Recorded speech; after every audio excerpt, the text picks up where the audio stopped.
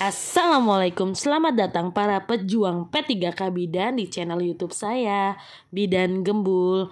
Terima kasih kepada teman-teman yang sudah bantu like, share, and subscribe. Bagi yang belum, tolong dibantu ya teman-teman. Terima kasih. Oke, masih lanjut tentang FR yang berseliweran ya teman-teman ya. Banyak FR yang berseliweran. Di sini saya akan bahas beberapa FR tersebut. Tapi bagi yang sudah pernah saya bahas di FR sebelumnya akan saya lewati ya. Oke. Pertanyaan mengenai hormon penyebab kloasma gravidarum ya teman-teman ya. Sebelumnya teman-teman tahu ya, kloasma gravidarum itu salah satu tanda ibu hamil, yaitu perubahan warna kulit ya teman-teman ya.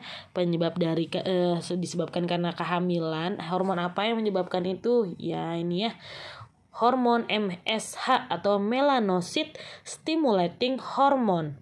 Hormon yang akan berperan memberikan warna kehitaman pada kulit.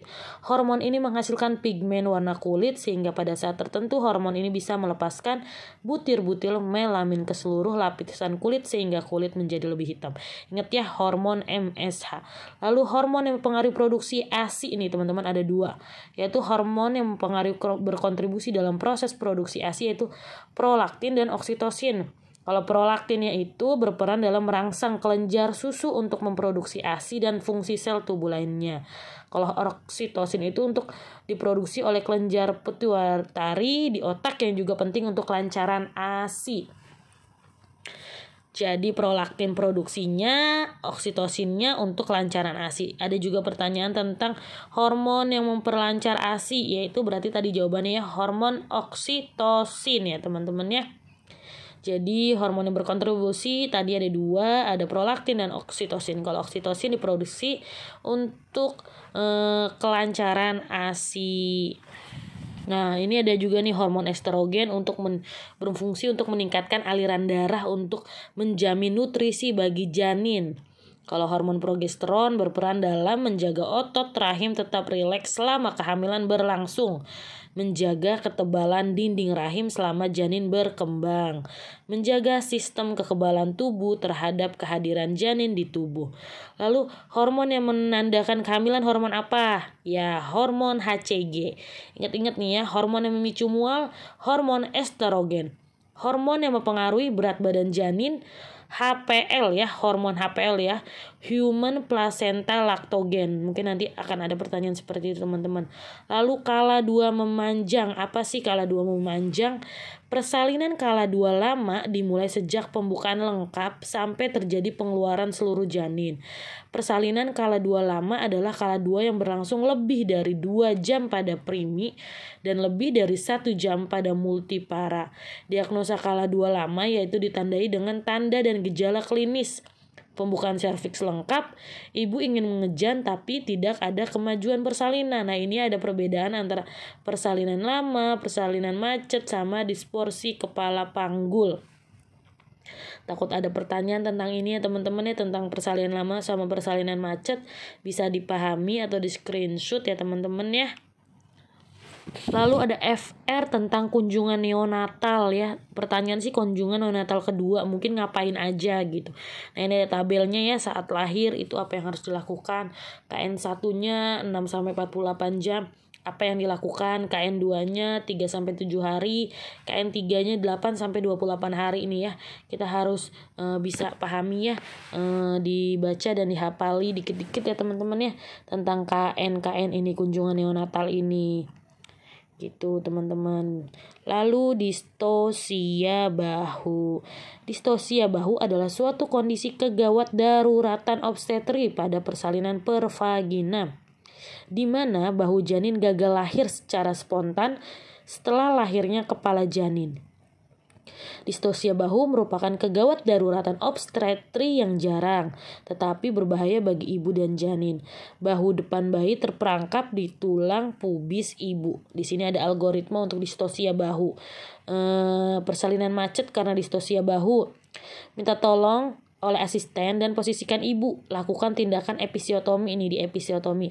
Lakukan manuver microbursts dan penekanan suprasimfisis Nah, lalu bayi berhasil lahir iya atau tidak. Nah, kalau tidak, lakukan manuver untuk rotasi internal atau lakukan manuver melahirkan dengan posterior. Nah, di sini contoh ada tadi ya manuver microbirth yang disuruh itu posisi seperti apa sih nih? Seperti gambar yang di bawah ini nih.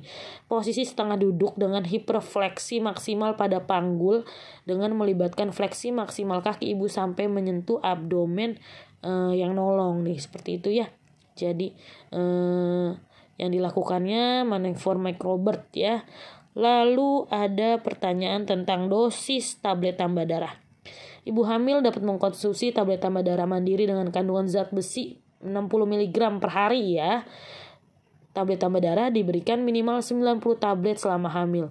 Tujuannya apa? Untuk mencegah ibu hamilnya anemia ya, pemberian tablet tambah darah ini ya. Oke, kira-kira itu. Lalu ini ada pertanyaan atau FR mengenai penyimpanan ASI. Kalau di soalnya itu penyimpanan ASI di kulkas 1 pintu itu tahan berapa lama? Seperti itu teman-teman. Di sini kita kupas ya. Kalau ASI pada suhu ruangan itu 19 sampai 25 derajat Celcius dapat tahan selama 4 sampai 8 jam nih. Lalu kalau ASI disimpan di dalam lemari es pada suhu 0 sampai 4 derajat Celcius akan tahan selama 1 sampai 2 hari. Nah, penyimpanan di dalam lemari pembeku atau freezer di dalam lemari es 1 pintu ASI tahannya sampai 2 bulan. Kalau di freezer dengan kulkas 2 pintu tahannya sampai 4 bulan. Lalu tempat menyimpan ASI sebaiknya dari plastik polietilen atau gelas kaca. Ini di sumbernya aku ambil dari di Google dari websitenya Kemenkes juga ya teman-teman. Jadi sudah dipastikan kebenarannya. Seperti itu. Diingat-ingat kalau kulkas 1 pintu, kulkas 2 pintu, lalu di suhu ruang itu tahannya berapa lama. Seperti itu. Lalu ada pertanyaan tentang anemia pada ibu hamil ya. Di sini ada algoritma anemia pada kehamilan ya. Yang dibilang anemia itu jika ibu hamilnya kurang dari 11 Hb-nya atau hemoglobinnya. Lalu klasifikasinya ada anemia ringan, sedang, dan berat.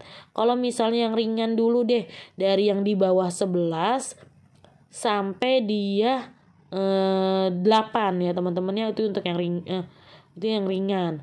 Lalu kalau yang sedang 7 sampai 8. Nah, yang berat kurang dari 7 ya, maaf, berarti 6 itu masuk ke anemia berat. Nah, di sini kalau HB kurang dari 8, pasiennya dirujuk nih ke layanan gizi, lalu diberikan rujukan ke rumah sakit dan dibekali tablet tambah darah sehari 3 kali. Kalau HB-nya 8 sampai 11 dirujuk ke poli gizi, diberikan tablet tambah darah sehari 2 kali. Lalu selang 1 bulan akan dicek kembali untuk HB-nya. Oke, teman-teman, sampai di situ dulu materi atau pembahasan soal, bocoran soal dari teman-teman kita yang pada udah ujian nih. Terima kasih kepada teman-teman yang sudah nyimak. Tetap semangat ya pejuang Garuda, tetap semangat pejuang P3K Bidan. Sampai ketemu di materi berikutnya. Tolong bantu like, share, and subscribe ya. Terima kasih semuanya. Mohon maaf jika ada kesalahan, biasa dikoreksi di kolom komentar. See you. Assalamualaikum warahmatullahi wabarakatuh.